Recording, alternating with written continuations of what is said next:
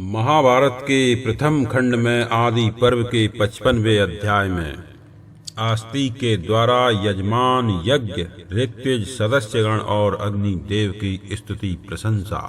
आस्तिक ने कहा, भरत वंशियों में श्रेष्ठ जन्मेजय चंद्रमा का जैसा यज्ञ हुआ था, वरुण ने जैसा यज्ञ किया था और प्रयाग में प्रजापति ब्रह्मा जी का यज्ञ जिस प्रकार समस्त सद्गुणों से संपन्न हुआ था, उसी प्रकार तुम्हारा यह यज्ञ भी उत्तम गुणों से युक्त है। हमारे प्रिय जनों का कल्याण हो। भरत कुल शिरोमणि परीक्षित कुमार इंद्र के यज्ञों की संख्या 100 बताई गई है। राजा पुरु के यज्ञों की संख्या भी उनके समान ही 100 है। उन सब के यज्ञों के तुल्य ही तुम्हारा यह यज्ञ शोभा पा रहा है। हमारे प्रिय जनों का कल्याण हो। जन्मेजय यमराज का यज्ञ, हरि मेधा का यज्ञ तथा राजा रंती देव का यज्ञ जिस प्रकार श्रेष्ठ गुणों से संपन्न था, वैसे ही तुम्हारा यह यज्ञ है। हमारे प्रिय जनों का कल्याण हो। भरत वंशियों में अग्रगण जन्मेजय महाराज गय का यज्ञ, राजा ससबिंदु का यज्ञ तथा राजाधिराज कुबेर का यज्ञ जिस प्रकार उत्तम विधि विधान से संपन्न हुआ था, वैसा ही तुम्हारा यह यज्ञ है। हमारे प्रिय जनों का कल्याण हो। परीक्षित कुमार राजा नृग, राजा अजमेर और महाराज दशरथ नंदन श्री रामचंद्र जी ने जिस प्रकार यज्ञ किया था, वैसा ही तुम्हारा यह यज्ञ भी है। हमारे प्रिय जनों का कल्याण हो। भरत श्रेष्ठ जन्मेजय अजमेर वंशी धर्मपुत्र महाराज युधिष्ठिर के यज्ञ की ख्याति स्वर्ग के श्रेष्ठ देवताओं ने भी सुन रखी थी, वैसा ही तुम्हारा भी यह यज्ञ है। हमारे प्रिय जनों का कल्याण हो।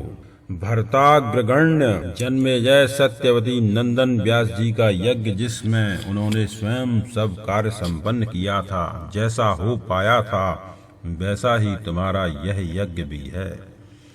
हमारे प्रिय जनों का कल्याण हो। तुम्हारे ये ऋत्विज सूर्य के समान तेजस्वी हैं और इंद्र के यज्ञ की भांति तुम्हारे इस यज्ञ का भली भांति अनुष्ठान करते हैं। कोई भी ऐसी जानने योग्य वस्तु नहीं है जिसका इन्हें ज्ञान न हो। इन्हें दिया हुआ दान कभी नष्ट नहीं हो सकता। द्वैपायन व्यास जी के समान पारलौकिक साधनों में कुशल दूसरा कोई ऋत्विज नहीं है, यह मेरा निश्चित मत है।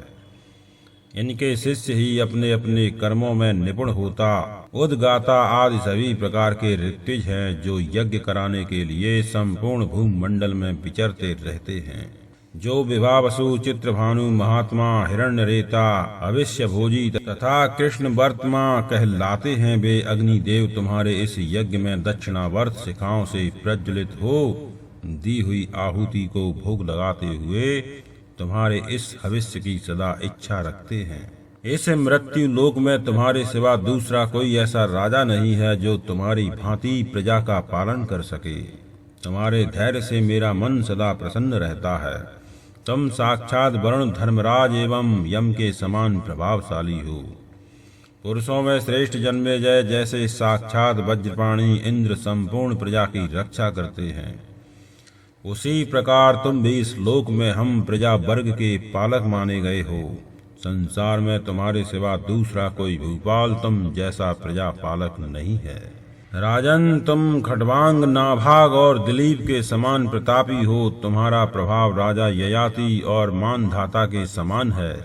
तुम अपने तेज से भगवान सूर्य के प्रचंड तेज की समानता कर रहे हो। जैसे भीष्म पितामह ने उत्तम ब्रह्मचर्य व्रत का पालन किया था, उसी प्रकार तुम भी इस यज्ञ में परम उत्तम व्रत का पालन करते हुए शोभा पा रहे हो। महर्षि वाल्मीकि की भांति तुम्हारा अद्भुत पराक्रम तुम में ही छिपा हुआ है। महर्षि वशिष्ठ जी के समान तुमने अपने क्रोध को काबू में कर रखा है। मेरी ऐसी मान्यता है कि तुम्हारा प्रभुत्व इंद्र के ऐश्वर्य के तुल्य है और तुम्हारी अंग कांति भगवान नारायण के समान सुशोभित होती है। तुम यमराज की भांति धर्म के निश्चित सिद्धांत को जानने वाले हो। भगवान श्री कृष्ण की भांति सर्वगुण संपन्न हो। वसुगणों के पास जो संपत्तियां हैं, वैसे ही संपदाओं के तुम निवास स्थान हो तथा यज्ञों की तो तुम साक्षात निधि ही हो। राजन, तुम बल में दम्भोद्भव के समान और अस्त्र शस्त्रों के ज्ञान में परशुराम के सदृश हो। तुम्हारा तेज और त्रित नामक महर्षियों के तुल्य है। राजा भगीरथ की भांति तुम्हारी ओर देखना भी कठिन है। उग्र श्रवाजी कहते हैं, आस्तिक के इस प्रकार स्तुति करने पर यजमान राजा जन्मेजय, सदस्य ऋत्विज और अग्निदेव सभी बड़े प्रसन्न हुए। इन सब के मनोभावों तथा बाह्य चेष्टाओं को लक्ष्य करके राजा जन्मेजय इस प्रकार बोले। इस प्रकार श्री महाभारत आदि पर्व के अंतर्गत आस्तिक पर्व में आस्तिक द्वारा सर्प सत्र में राजा जन्मेजय की स्तुति विषयक 55वां अध्याय संपूर्ण हुआ।